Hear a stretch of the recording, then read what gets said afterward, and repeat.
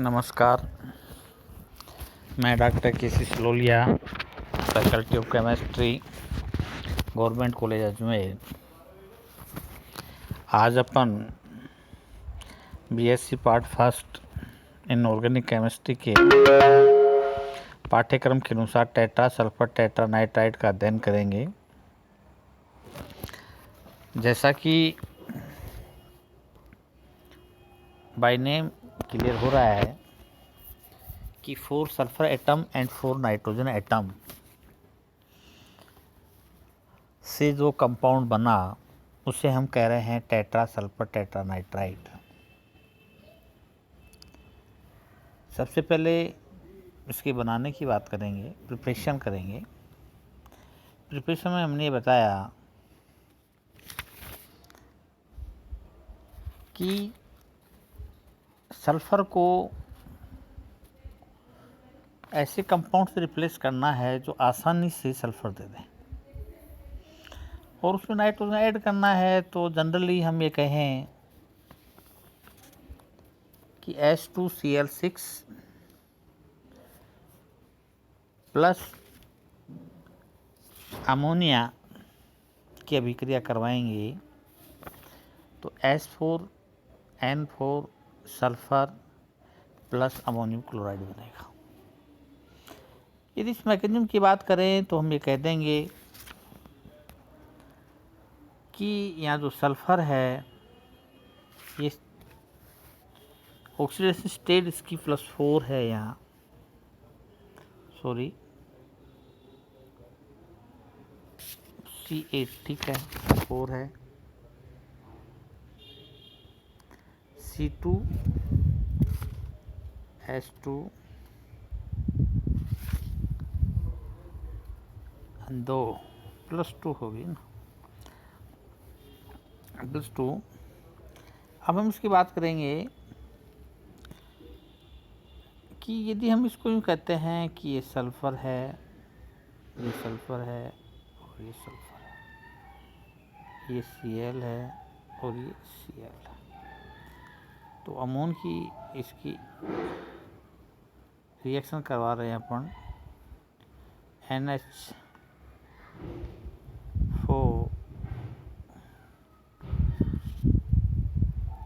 3N से reaction करवा रहे हैं।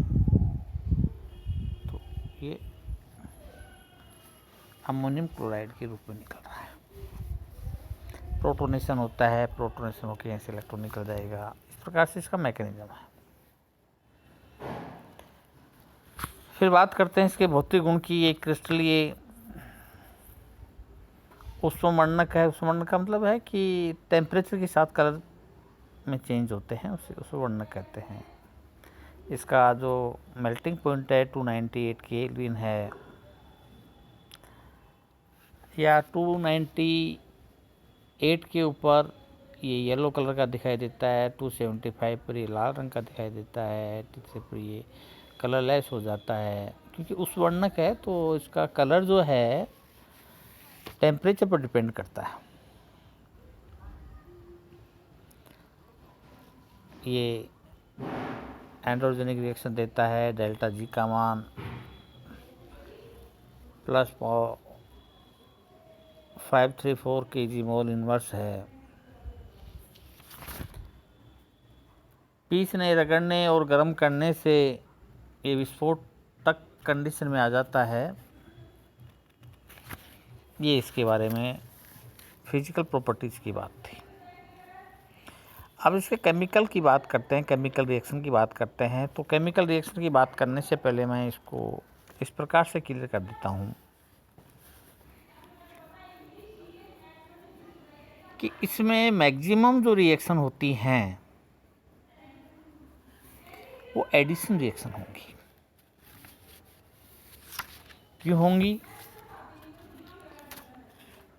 क्योंकि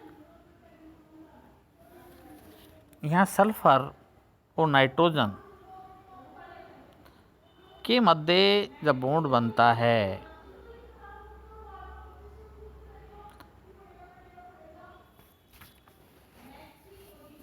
तो हम ये कहेंगे कि नाइट्रोजन के ऊपर भी लोन पे इलेक्ट्रॉन है और सल्फ़र के ऊपर पॉजिटिव चार्ज है क्योंकि नाइट्रोजन की इलेक्ट्रोनिटी सल्फ़र से ज़्यादा है। तो इस प्रकार से यहाँ नेगेटिव का एडिशन होना सल्फ़र पर एक एडिक्टिव प्रोडक्ट देगा। जैसे हम बात कर रहे हैं, इसकी रिएक्शन करवाएं Cl2 से क्लोरोफॉर्म से, तो ट्राई नाइट्राइड ट्राई क्लोराइड देगा। यदि इसकी रिएक्शन करवाएं SO3 से, तो टेट्रा सल्फर नाइट्राइड जो इसके कंपाउंड के साथ में रिएक्शन करके कोऑर्डिनेशन कंपाउंड बनाएगा। रिएक्शन करवाएं इसकी मर्करी फ्लोराइड से, तो थाइजोल फ्लोराइड देगा। AgF2CCl से करवाएं तो ये सल्फ़र के कंपाउंड देगा। ये इसकी केमिकल रिएक्शन है। It may be learn easily. There is one concept कि reaction is commonly addition reaction.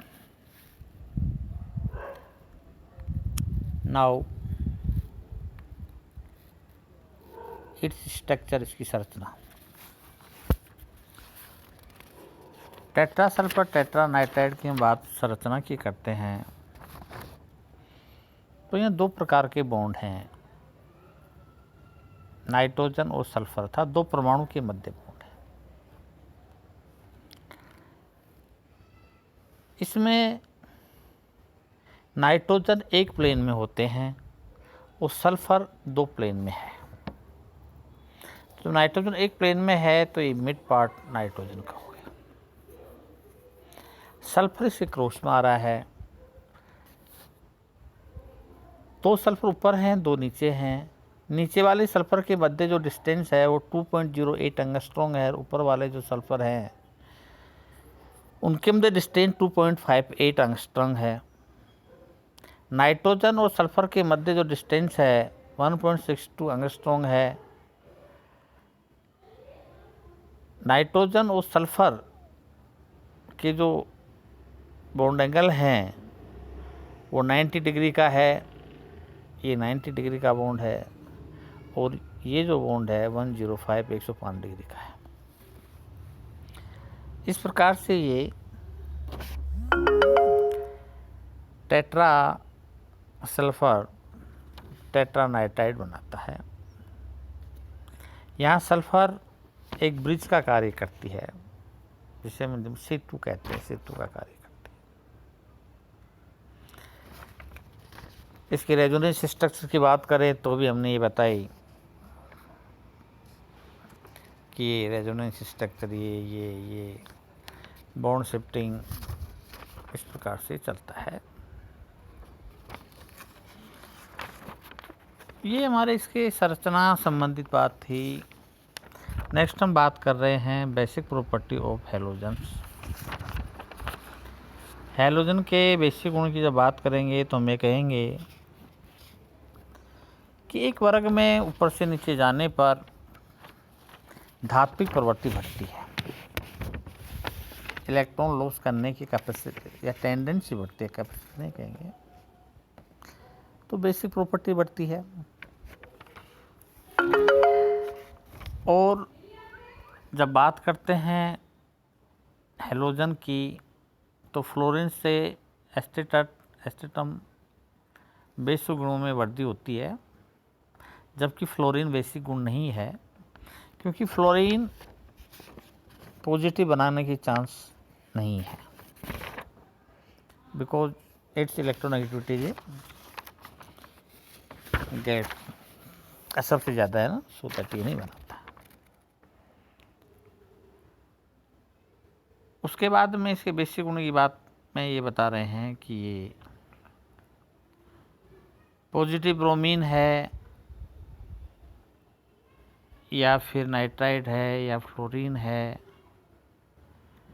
इनके साथ ये आयनीकृत हो जाती है। ये आयनीकृत रिएक्शन हमने बताई है। पॉजिटिव आयोडीन आयन का कंपाउंड जो है वो इस प्रकार से बनाया जाता है। यहाँ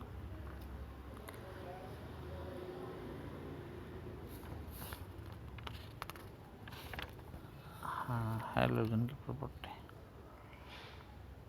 अब जैसे हम बात कर रहे थे बेसिक प्रॉपर्टी ऑफ हैलोजन्स की बात कर रहे थे, तो इसमें हमने बताया कि एक वर्ग में टॉप टू बॉटम जाते हैं तो मेटेलिक प्रॉपर्टी बढ़ती है, लेकिन हैलोजन्स में जो है ये नॉन मेटल हैं, तो इसलिए हम ये तो नहीं कहेंगे कि ऊपर से जाए तो इलेक्ट्रॉन का लूज करेंगे, लेकिन हम ये कहेंगे कि यहाँ इनकी बेसिक प्रॉपर्टी ऊपर से नीचे जाने पर इंक्रीज होती है। फ्लोरीन है, इलेक्ट्रॉन का लॉस नहीं करता है क्योंकि मोर इलेक्ट्रोनेगेटिव है इसलिए ये बेसिक प्रॉपर्टी का नहीं है। उसके बाद में क्लोरीन है, थोड़ा बेसिक प्रॉपर्टी है। ब्रोमीन और भी ज़्यादा बेसिक प्रॉपर्टी है। आयोडाइड और भी ज़्यादा बेसिक प्रॉपर्टी है। तो यहाँ सबसे ज़्यादा जो बेसिक प्रॉपर्टी है वो आयोडीन की है। और इसको इसी क्रम में मैंने बताया कि आयोडीन की बात की तो आयोडीन के बारे में बताया कि आयोडीन जो है वो I+1 I+3 यानी ओड नंबर ऑक्सीडेशन में कंपाउंड बनाती है। इसके बाद में इसी की बात कर रहे हैं अपन, आयोडाइड की हम बात कर रहे हैं।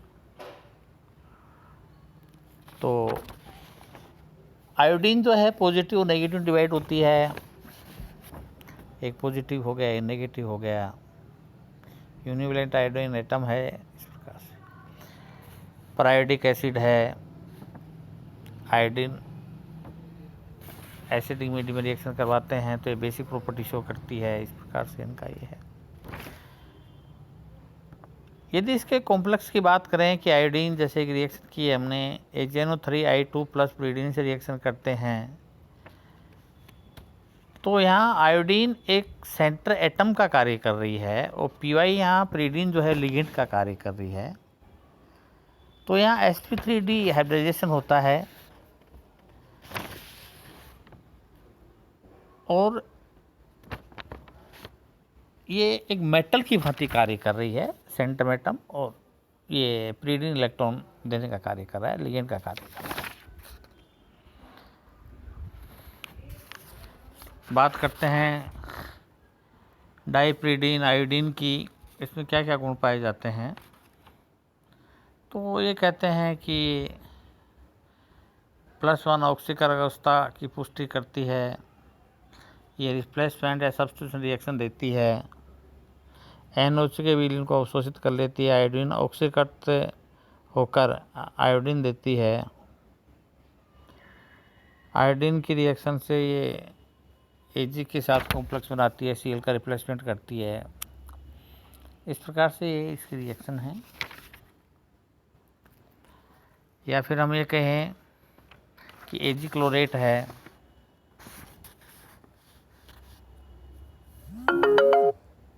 Ag क्लोरेट की बात करें, ये प्रीडीन से रिएक्शन कर रही है तो AgClO4I एक एडिक्टिव प्रोडक्ट बन रहा है, मतलब डबल कंपाउंड बन रहा है। इस डबल कंपाउंड के जो कंपाउंड यौगिक हैं वो हो सकते हैं जैसे AgClO4, IClO4, ये डिकम्पोज हो गया आयोडाइड का ClO4 थ्राइस में। इसे फ्रेश रखने के लिए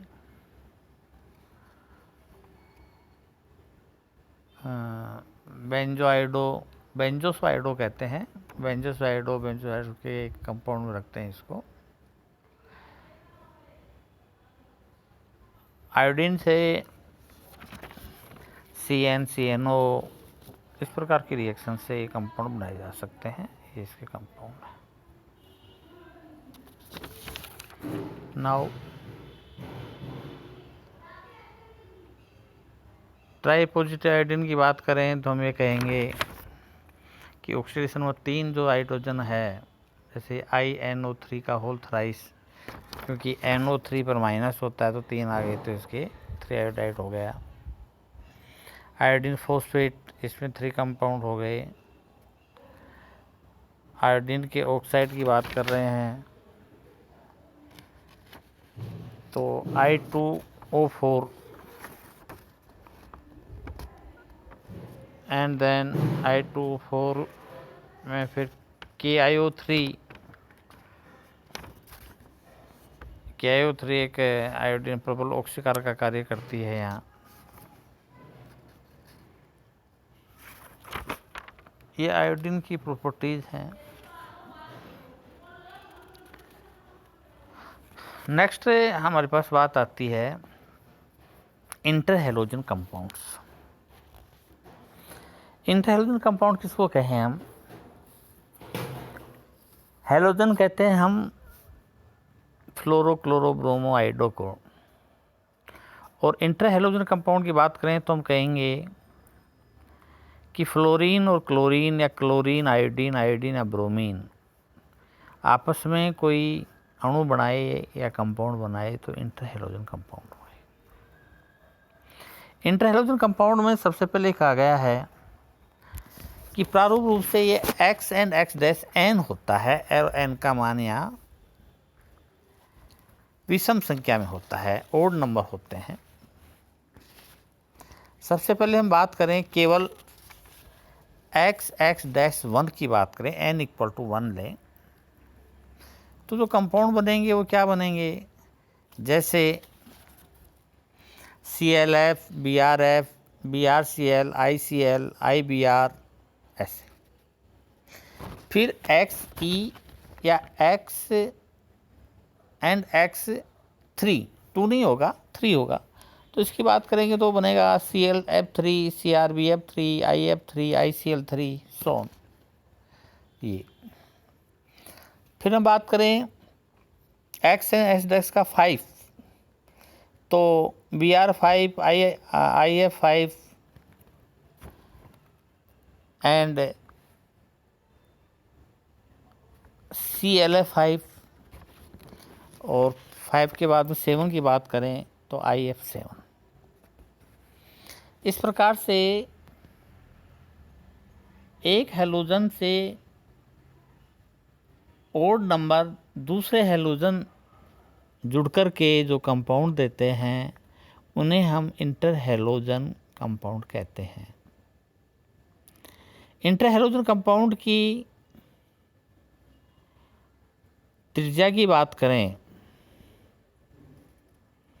त्रिज्या अनुपात की बात करें तो त्रिज्या अनुपात की बात करें तो बड़े हैलोजन की त्रिज्या बटा छोटे हैलोजन की त्रिज्या का अनुपात जो है वो इसका त्रिज्या अनुपात होता है।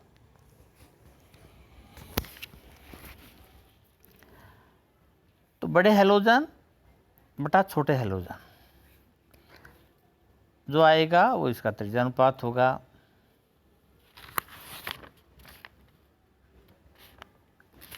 और यहाँ हमने ये कहा है कि छोटे हैलोजन को सेंट्रल एटम मानते हैं।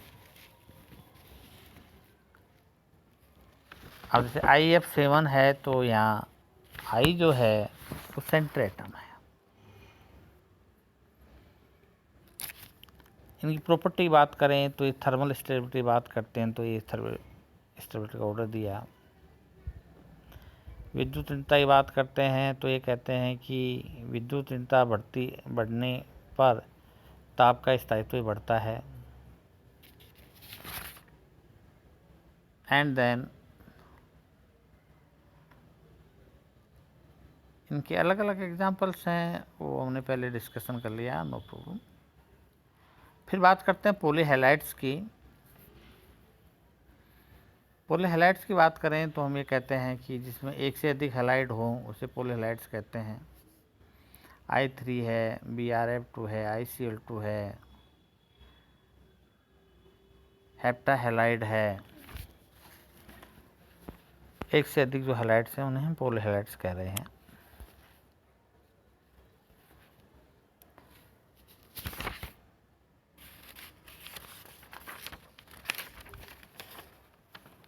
ये पॉलीहैलाइड्स, इंटरहैलोजन कंपाउंड्स एक दूसरे प्राय हैं। इनकी बेसिक प्रॉपर्टी है इनके बनाने के मेथड और प्रॉपर्टी का अध्ययन किया हमने। अब इसमें हेलोजन कंपाउंड की जो बात की, उसमें जैसे हम बात करते हैं X-X3 की बात करते हैं, तो हमारे पास जो आता है वो sp3d संकरण आता है। फिर 5 की बात करें तो अपने पास में जो आता है 5 और एक 6 sp3d2, और 7 की बात करें तो sp3d3। इस प्रकार से इनके हाइब्रिडाइजेशन होते हैं। और इस प्रकार से आज अपन ने जो स्टडी की वो था अपने पास में टेट्रा सल्फर टेट्रानाइट्राइड के बनाने की विधि, फिजिकल प्रॉपर्टी, इसकी रिएक्शन। फिर हमने पढ़ा बेसिक प्रॉपर्टी ऑफ हेलोजन्स। फिर हमने डिस्कशन किया इंटरहेलोजन एंड पॉलीहेलाइड्स, आयोडीन की कंपाउंड्स। अब इसी के साथ में ये अपने सॉलिड स्टेट यूनिट के सारे चैप्टर सब टॉपिक्स कंप्लीट होते हैं। नेक्स्ट में हम एस और पी ब्लॉक इसमें बसता है, जिसका अध्ययन करेंगे। Thank you.